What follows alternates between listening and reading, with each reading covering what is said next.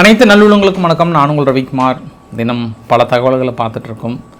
Iran, Israel, America இணைஞ்சிட்டாங்க. இந்த முக்கோண காதல் கதையில் உலகத்தையே பல அதிர்ச்சி தகவல்களும் பல அதிர்ச்சி சம்பவங்களும் இன்று காலையிலிருந்து தொற்றிக்கொண்டது. மூன்றாம் உலக யுத்தம் விடுமா, அணு ஆயுத யுத்தம் விடுமா அப்படின்ற பல விவாதங்களை கிளப்பியிருக்கிறது. அடுத்தடுத்த ஆதரவுகாரங்கள் நீட்டியிருக்காங்க. ரஷ்யா ஓடி நாங்கள் அணு ஆயுதம் கொடுத்தால் என்ன அப்படின்ற மாதிரி கேள்விகளை வைத்திருக்காங்க. அதை தாண்டி சுற்றி இருக்கக்கூடிய நிகழ்வுகள் என்ன? அமெரிக்கா தாக்குதலில் ஈரான் எங்கே கோட்டை விட்டுருக்காங்க? நிறைய வரைபடங்கள், புகைப்படங்கள், வீடியோ பதிவுகள் ஆதாரங்களுடன் கிடைத்திருக்கிறது. காலையிலேருந்து என்ன நடந்தது எல்லா பதிவும் இந்த பதிவு பார்த்திங்க அப்படின்னா உங்களுக்கு ஆல்மோஸ்ட் ரொம்ப கிளாரிட்டியாக இருக்கும்னு நினைக்கிறேன். அந்தளவுக்கான ரொம்ப டெப்த்தாக டீட்டெயிலாக நிறைய அனலைஸ் பண்ணியிருக்கோம். நம்ம அது இல்லாமல் இனி ஸ்டேட் ஆஃப் ஆர்ம்ஸ் பகுதியில் தடுத்து நிறுத்தினாங்கன்னா அடுத்த கட்ட நிகழ்வுகள் என்ன நடக்கும், பெரிய விஷயங்களை ரொம்ப சிம்பிளாக அனலைஸ் பண்ண போகிறோம். உங்களையும் நான் கூட்டிகிட்டு போகிறேன். எந்த பகுதி தெரியுமா? இன்றைக்கி ரொம்ப சிறப்பான பகுதியை கூட்டிகிட்டு போகிறோம். உங்களை வாங்க, தயாராக இருங்க. கொஞ்சம் சர்ப்ரைஸாக இருக்கட்டும். முன்கூட்டியே சொல்லிட்டேன் அப்படின்னா கொஞ்சம் நல்லா இருக்காது. அதனால் நம்ம சம்பவம் இடத்துக்கு நேராக போயிட்டே இருக்கோம். என்னை நம்பி வரவங்க வந்துகிட்டே இருக்கலாம். ஸோ வீடியோக்குள்ள பொறுத்த மாதிரி நீங்கள் நம்ம சேனலை சப்ஸ்கிரைப் பண்ணலாம். சப்ஸ்கிரைப் பண்ணிட்டாங்க. மறக்காம பெல் பட்டனை கிளிக் பண்ண ஆல் ஆப்ஷன்ஸ் கொடுங்க. வீடியோ கொடுக்கலாம்.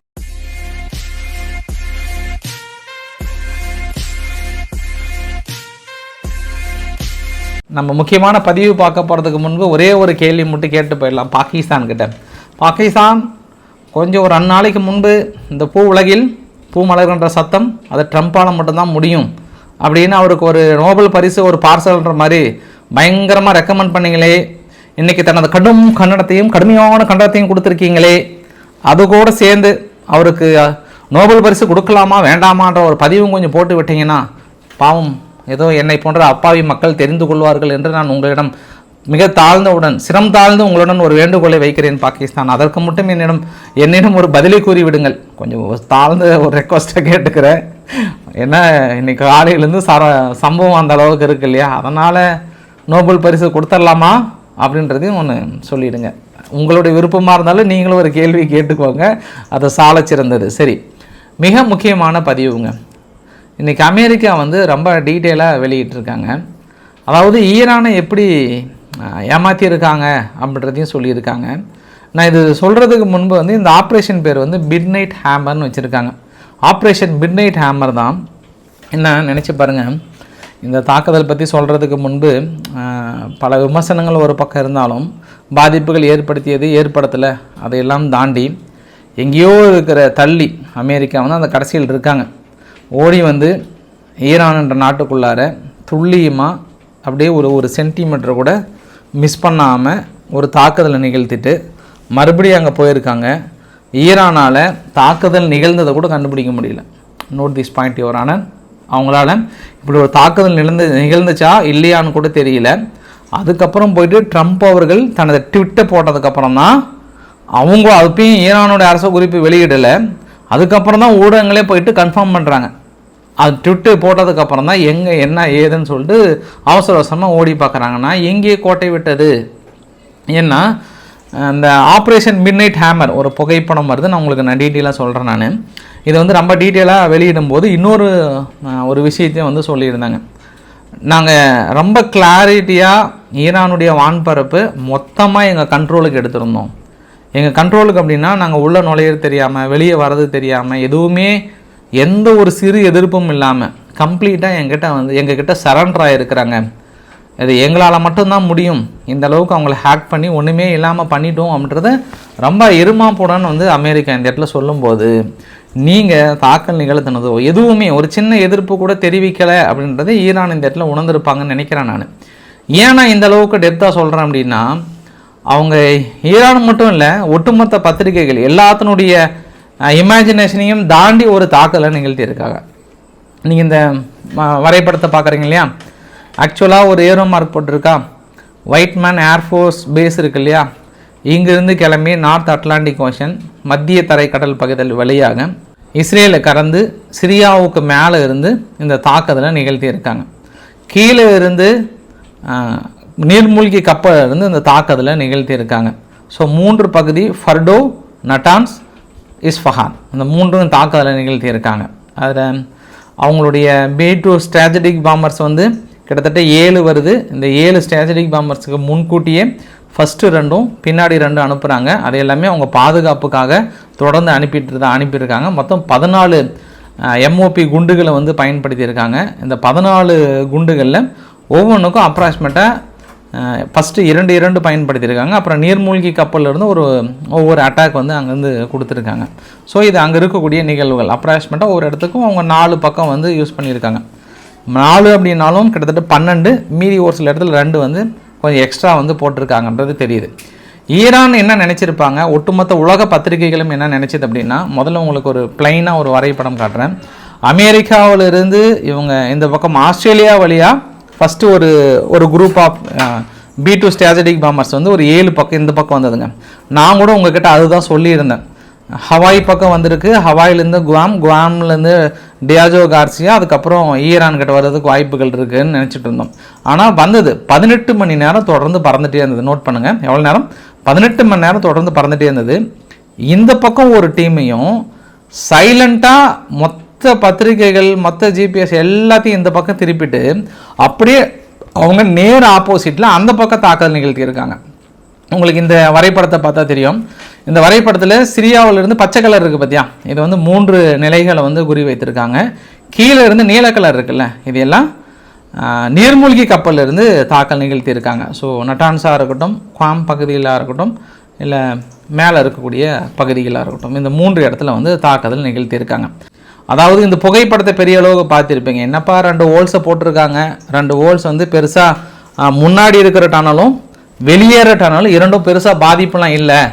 நான் கூட காலையில் வந்து அந்த டனல் முன்பு உள்ள நுழையிற டனலும் வெளியேற டனலும் தான் பாதிக்கப்பட்டிருக்கு அப்படின்னு நினச்சோம்னா ஆக்சுவலாக அங்கே இல்லை, வேறு இடத்துல தான் தாக்கல் நிகழ்த்தியிருக்காங்க. அதனால் பெரிய சேதாரம் இல்லை அப்படின்னு நினச்சிருந்தீங்கன்னா, இல்லை ஈரானும் வந்து தொடர்ந்து எங்களுக்கு பெருசெல்லாம் பாதிப்புகள் இல்லை அப்படின்னு சொல்லியிருந்தா கூட இந்த ஒரு வரைபடத்தை பார்த்தீங்கன்னா உங்களுக்கு கொஞ்சம் டீட்டெயிலாக புரியும்.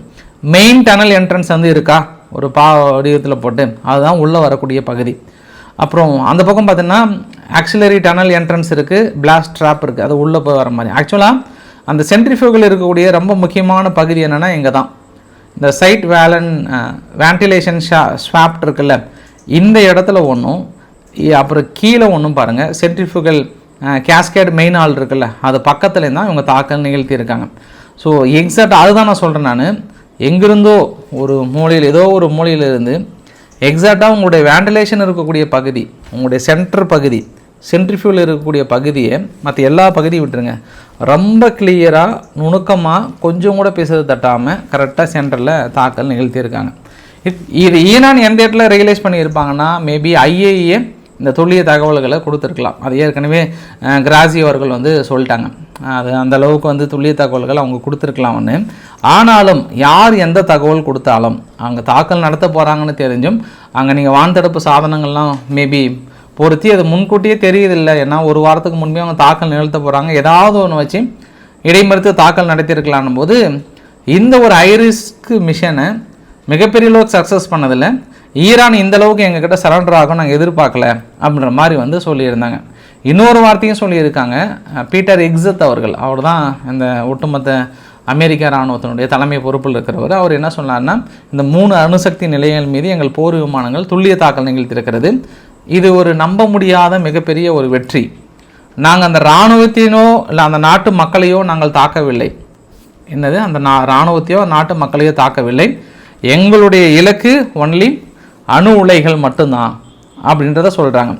அப்போ JD வான்ஸ் அவர்கள் என்ன சொல்கிறாருன்னா, எங்களுடைய இலக்கும் அதே தாங்க, நாங்கள் அங்கே நாட்டு இராணுவத்துக்கிட்டேயோ இல்லை வேறு யாருக்கிட்டையோ நாங்கள் சண்டை போடலாம் விரும்பலை, எங்களுடைய இலக்குகள் உங்களுடைய நியூக்ளியர் ப்ரோக்ராம் மட்டும்தான், அதை நாங்கள் சக்ஸஸ்ஃபுல்லாக பண்ணிட்டோம். சப்போஸ் நீங்கள் ஏதாவது ஏடாகூடமாக தவறான முடிவுகள் எடுத்து எங்கள் மீது கையை வச்சிங்க அப்படின்னா முடிச்சுடுவோம் உங்கள் கதையை, மிகப்பெரிய பேரழிவுகளை சந்திப்பீங்க. நீங்கள் வாட் எவர் இட் இஸ், நீங்கள் என்னன்னாலும் பண்ணுங்கள், நாங்கள் உங்கள் நியூக்ளியர் ப்ரோக்ராமுக்கு எதிராக தான் பண்ணுறோம், அதையும் மீறி நீங்கள் எங்கள் மீது கை வைக்கணும்னு நினச்சி ஏதாவது ஒன்று ஏடாகூடமாக பண்ணிங்க அப்படின்னா இதை விட மிகப்பெரிய அளவுக்கான ஒரு தாக்குதலை நிகழ்த்த வேண்டியது இருக்கும், கொஞ்சம் கேர்ஃபுல்லாக இருந்துக்கோங்கன்ட்டு தொடர்ந்து JD வான்ஸ் அவர்களும் பீட்டர் எக்ஸத் அவர்களும் ட்ரம்ப் அவர்களும் வந்து தொடர்ந்து இந்த ஒரு எச்சரிக்கை வந்து சொல்லிகிட்டே இருக்கிறாங்க. அது இல்லாமல் நம்ம இன்னொரு அடிஷ்னலாம் பார்க்க முடியுது. ஈரான் என்ன பண்ணுறாங்கன்னா நாங்கள் முன்கூட்டியே கொண்டு போயிட்டோம், ஒரு ட்ரக்கு வழியாக ஒரு 19ஆம் தேதி கொண்டு போயிட்டாங்கன்ற மாதிரி மேக்சர் புகைப்படத்தெல்லாம் பார்க்க முடியுது. அப்போ என்ன சொல்ல வராங்க அப்படின்னா, இது ஒரு கான்ஸ்பிரசி தியரியாக கூட இருக்கட்டும், அவங்கக்கிட்ட அணு ஆயுதங்களே இல்லை அப்படின்னு சொல்லியிருந்தா கூட தொடர்ந்து ஈரானுடைய ஊடகங்கள் இதெல்லாம் வந்து நாங்கள் எல்லாம் முன்கூட்டியே எடுத்துகிட்டு போயிட்டோம், நீங்கள் எம்டியான பகுதி தான் தாக்கல் நடத்திருக்கீங்க அப்படின்னு ஏன் அவங்களோட ஐஆர்ஜிசி கமாண்டர்லாம் இந்த ஒரு வார்த்தையை சொல்கிறீங்க? அப்போ நீங்கள் அந்த கான்ஸ்பிரசி தியரிக்கு உயிர் கொடுக்க விரும்புகிறீங்களா, இல்லை நிஜமாவே அணு ஆயுதம் வைத்திருக்கீங்களா? இந்த கேள்விக்கு பதில் இருக்கா ஈரான்கிட்ட? உங்ககிட்ட இல்லை, இருக்கவும் விரும்பலை, நாங்கள் இப்போதைக்கு அந்த நிலைமையில் இல்லைன்னு நீங்கள் சொல்லியிருந்தீங்கன்னா ஏன் இந்த வார்த்தையை சொல்கிறீங்க? நாங்கள் எதுவுமே இல்லை, அங்கே எல்லாம் காலி பண்ணிட்டோம், எல்லாம் நாங்கள் சேஃபான ஒரு பகுதியில் வச்சுக்கிட்டோம், எம்டி பிளேஸ் தான், ஒன்றும் வலிக்கலை அப்படின்ற மாதிரி சொன்னீங்கன்னா அப்போ இன்னும் கொஞ்சம் அடிங்கன்னு சொல்ல வரீங்களா, இல்லை நாங்கள் சேஃபாக இருக்கிறோம், நாங்கள் அணுகுண்டு கையில் வச்சுருக்கோன்னு சொல்ல வராங்களா? அந்த கேள்விக்கு அந்த பதில் இருக்கான்றது தெரியல. இன்னொரு விஷயம் என்னென்னா, நெதன்யாகு அவர்கள் வந்து உறுதி பண்ணியிருக்காங்க, இந்த ப்ரோக்ராம் வந்து கண்டிப்பாக இதோடு முடியும் அப்படின்லாம் சொல்ல முடியாது, இதுக்கப்புறமும் நாங்கள் முழுசாக எலிமினேட் பண்ணுற வரைக்கும் இந்த ஆப்ரேஷன் தொடங்குன்ற மாதிரி சொல்லியிருக்காங்க. அப்போ இஸ்ரேல் தரப்பில் ஒரு பாதிப்பு ஏற்படுத்தும், பட் முழுமையாக இல்லைன்றதை சொல்லியிருக்காங்க. அதையும் நம்ம பார்க்க முடியுது.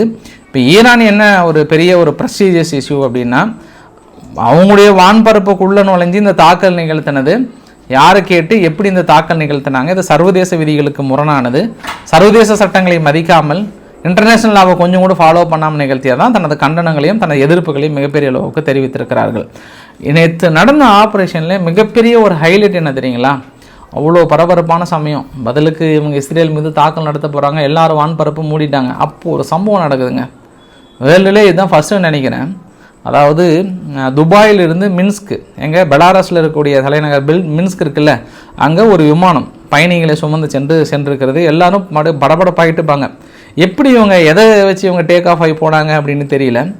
ஒரே சமயத்தில் 16,000 பேர் வந்து லைவாக வாட்ச் பண்ண ஒரு விமானம் அப்படின்னா இதுதான். டேய் யார் அங்கே புயல் காற்றுல பொறி சாப்பிட்டு இருக்கிறது அப்படின்ற மாதிரி பார்த்துட்டு இருந்தாங்க. நினச்சி பாருங்களேன், 16,000 பேர்த்துக்கு. அதுக்கு முன்னாடி நிறைய பேர் வந்து வாட்ச் பண்ணாங்க. ஒரு டைம் வந்து தைவானுக்கு உள்ளே போயிட்டு அந்த அம்மா ஒருத்தர், ஒரு பாட்டிமா ஒருத்தர் அமெரிக்காவிலிருந்து போனாங்க, நான்சி பெலோசி அவர்கள்.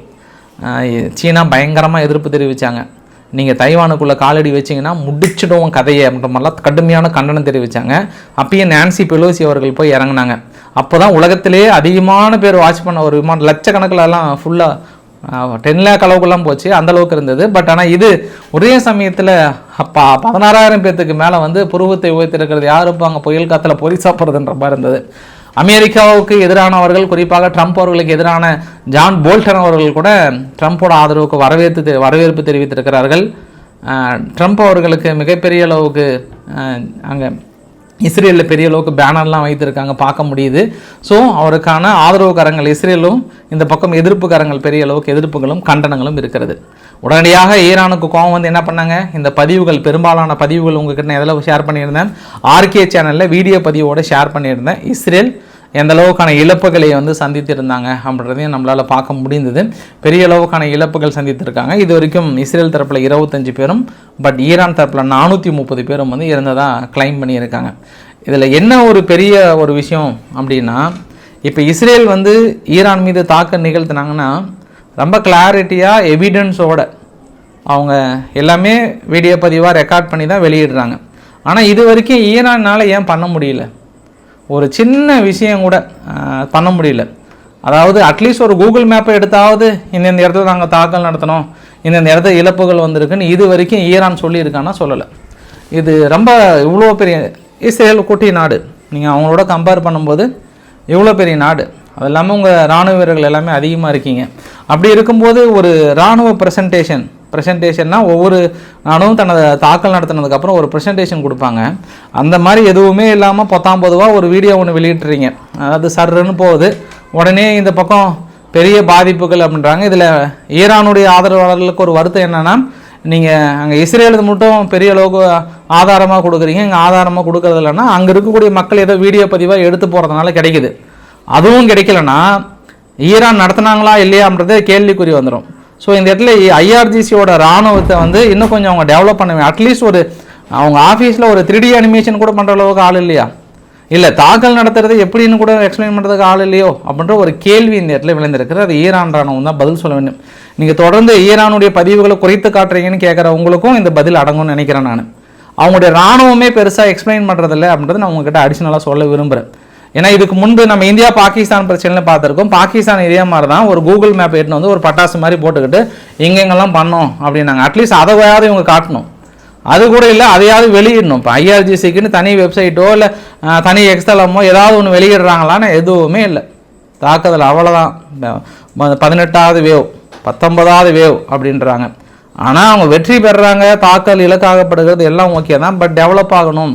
இது ரொம்ப வளர்கின்ற காலத்தில் உங்களுடைய ப்ரொபகண்டாவை நீங்கள் ரீச் பண்ணணுன்னா அதெல்லாம் பண்ணணும். இல்லைனா என்ன மாதிரி ஆளுங்க மாட்டிட்டு முழிக்கிறாங்க, கேள்விகளுக்கு பதில் சொல்ல முடியல அப்படின்றத சைடு கேப்பில் நான் விட்டு ஓட்டிக்கிறேன். ஒன்று இப்போ பாருங்கள், உங்களுக்கு இன்னொரு எக்ஸாம்பிள் கூட காட்டுறேன். நான் அதே 24 மணி நேரத்தில் இஸ்ரேல் என்ன கிளைம் பண்ணியிருக்காங்க. வெதர் இது வந்து நிறைய பேர் வந்து பொய்ன்னு நினைக்கலாம், அதுன்னு நினைக்கலாம். ஆனால் அவங்க இந்த இமேஜ் வந்து பொய் கிடையாது. அங்கே தாக்கல் நிகழ்த்தது என்ன சொல்கிறாங்கன்னா 30 ஃபைட்டர் ஜெட் மூலியமாக 60 மியூனேஷன் அவங்களோட இன்டெலிஜென்ட் கைடன்ஸ்லையும் இன்டெலிஜென்ட் பிரான்ச்சஸையும் நாங்கள் தாக்கல் நடத்தியிருக்கோம். யாசிட் அப்படின்ற ஒரு ரீஜியனில் அவங்க கிரம்ஷோகர் என்ற மிசைல்ஸை தாக்கல் நடத்த வரும்போது அதை அழித்திருக்கோன்ற இருக்காங்க. அவங்களோட போர் விமானங்களை நாங்கள் அழித்திருக்கிறோம்னு இருக்காங்க. இது எல்லாமே அடுத்தடுத்த இழப்புகள் வந்திருக்கிறது, எல்லாமே தெளிவாக கிடைத்திருக்கிறது. ஏன் இது மாதிரி உங்களால் வெளியிட முடியல? இதுக்கான கேள்விகள் இன்னும் விடை எனக்கு தெரியவில்லை. இன்னொரு விஷயத்தையும் நான் சொல்லிடுறேன். நான் இந்த யாஸ்டு ரீஜியன் வந்து பெரிய ஒரு பாதிப்பு ஏற்படுத்தி இன்றைக்கி காலையிலேயே நிகழ்த்தினாங்க, அப்புறம் மதியமும் நிகழ்த்தினாங்க. இந்த பஷர் ரீஜியன் சொல்ல முடியும். பஷர் ரீஜியன் உங்கள்கிட்ட தொடர்ந்து நான் சொல்லிட்டே இருக்கிறேன். அந்த இடத்துல நியூக்ளியர் பவர் பிளான்ட் இருக்குது. நியூக்ளியர் பவர் பிளான்ட் இந்த வரைபடத்தில் கூட ரவுண்ட் பண்ணியிருக்கு பாருங்கள்.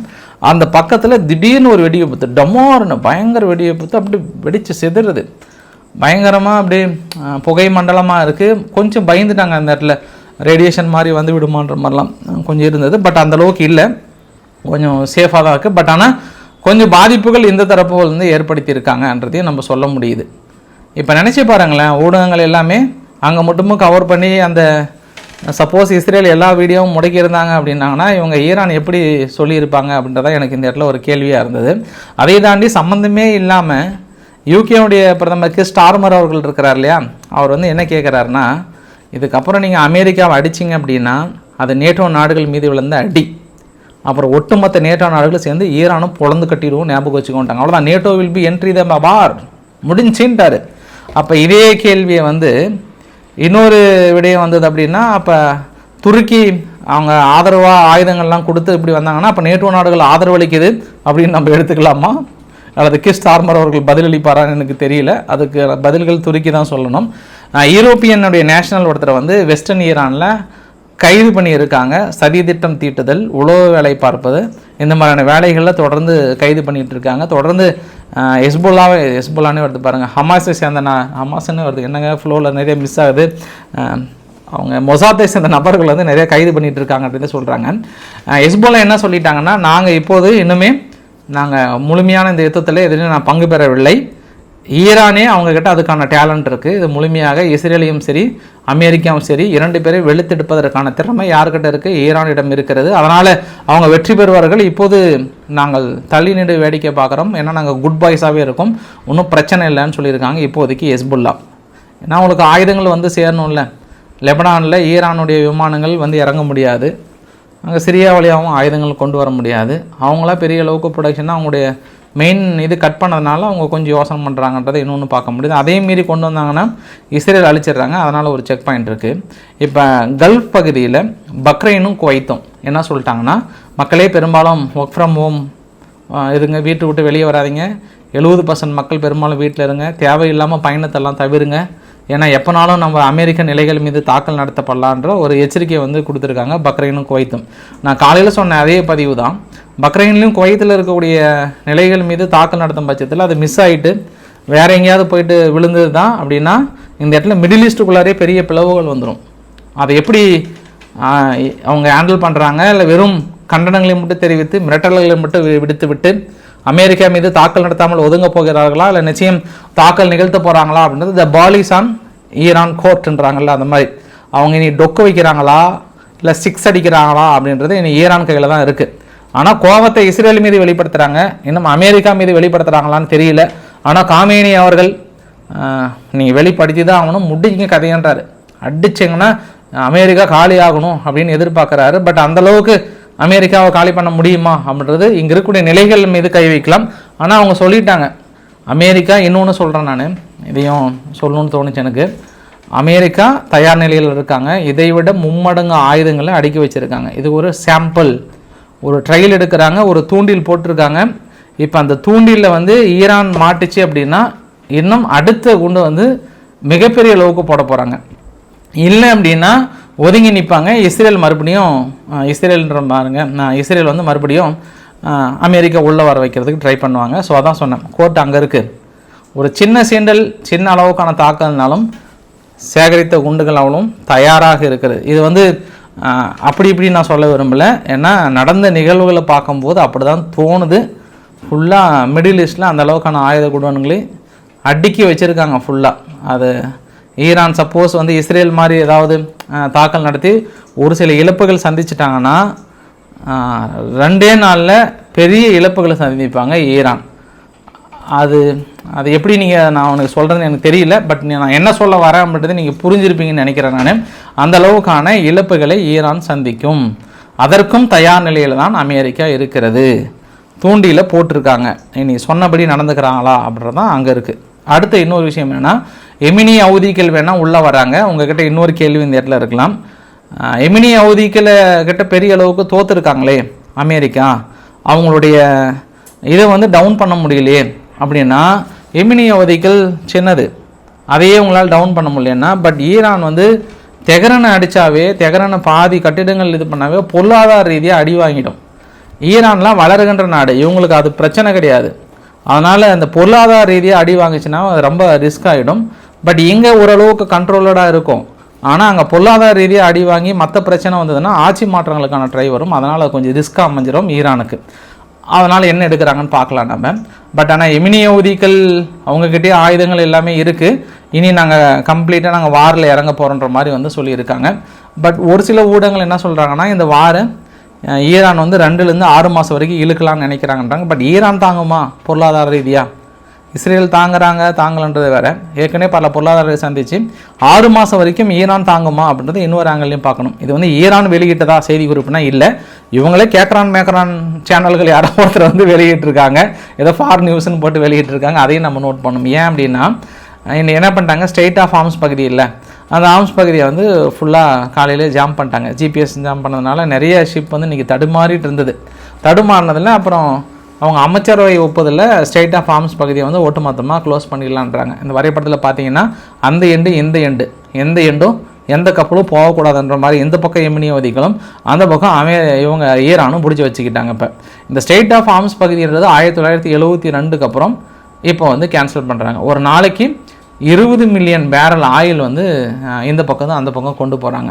இதனால் பெருசாக பாதிக்கப்படுற நாடுகள் எங்கே அப்படின்னா, இந்த வரைபடத்தில் பார்க்குறீங்க இல்லையா, இந்த வரைபடத்தில் யுஏஇ இருக்குது, கத்தார் இருக்குது, மேலே குவைத் இருக்குது. இவங்க எல்லாமே வந்து பெரிய அளவுக்கான பாதிப்புகளை சந்திக்கும். அதில் ஏசிய நாடுகளில் சீனா, இந்தியா போன்ற நாடுகள் இன்னும் அதிகமான பாதிப்புகளை சந்திக்கும். அடிஷ்னலாக ஈரானும் சந்திக்கும். ஏன்னா ஈரானுடைய கப்பல்களும் இந்த வைக்கும்போது அவங்களும் இதை வைத்து அவங்க பொருளாதார ரீதியாக கொஞ்சம் ஏர்ன் பண்ணிட்டு இருந்தாங்க. அவங்களுக்குமே பெரிய பாதிப்புகள் ஏற்படும். இந்த ஸ்ட்ரெயிட் ஆஃப் ஆர்ம்ஸ் அப்படின்ற போது இப்போ 2025 வரைக்கும் குவார்ட்டரில் பார்த்தோம்னா பெட்ரோலியம் ப்ராடக்ட் தான் வந்து மிகப்பெரிய அளவுக்கு போயிருக்கு. அதுக்கப்புறம் க்ரூட் ஆயில் அண்டு மற்ற ப்ராடக்ட்டும் மற்ற அத்தியாவசிய ப்ராடக்ட்டும் வந்து அந்த வழியாக போகுது. இன்னொரு உங்களுக்கு வரைபடம் காட்ட விரும்புதுன்னா, பெரும்பாலான நாடுகள் எந்த நாடுகள் அதிகமாக கொண்டு போகிறாங்கன்னா, சவுதி அரேபியா அதிகமாக கொண்டு போகிறாங்க.